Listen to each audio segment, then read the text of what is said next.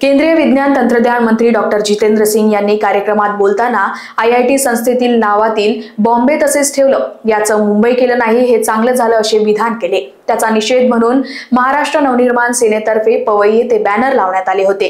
ते बॅनर तत्काल पोलिसांनी हटवले। यामुळे संतप्त होत आज मनसे पवई पोलीस स्टेशन ठाणे गाठत तक्रार दर्ज केली। केंद्रीय मंत्री सिंग यांच्यावर कार्यवाही व्हावी, IITच्या इंग्रजी नावात बॉम्बे असलेला शब्द काढण्यात यावा अशी मागणी मनसेने केली आणि आंदोलनाचा इशारा देखील दिला। केंद्रीय मंत्र्यांनी जे विधान केलं त्याचा निषेध म्हणून आम्ही जी शिक्षण संस्था आहे IIT पवईची, त्या ठिकाणी आम्ही एक निषेधाचा फलक लावला होता। तो फलक या पोलीस स्टेशनने काढला। त्यांनी असं सांगितलं तो इल्लीगल फलक आहे, त्याला कुठची पूर्वपरवानगी न घेता तो फलक लावला।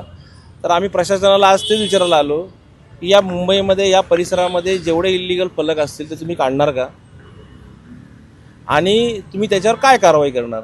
म्हणजे जर एक निषेधाचा बॅनर लावल्यानंतर तुम्ही इतकी तत्परता दाखवली, मग एका केंद्रीय मंत्र्यांनी महाराष्ट्रातील मुंबईतल्या सर्व तमाम महाराष्ट्र जनतेची जी जनतेला जे दुखवलं आहे त्याच्याबद्दल तुम्ही काय कारवाई करणार, या संदर्भात त्यांना आम्ही पोलिसांकडे एवढ्याच भावना मांडल्या आहेत की या महाराष्ट्रातील मुंबईतील सर्व मराठी लोकांच्या भावना त्यांनी दुखवलेल्या आहेत।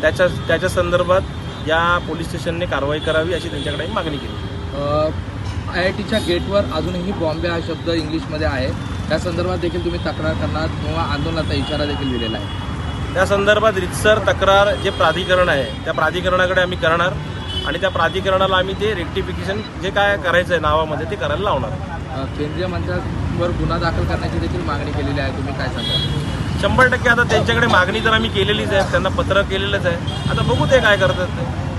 पुढे मनसेची काय भूमिका असणार आहे? आता जर कारवाई नाही केली तर महाराष्ट्र नवनिर्माण सेना आपापल्या पद्धतीने ती कारवाई करणार। Bureau report, Lokvahini media, Mumbai.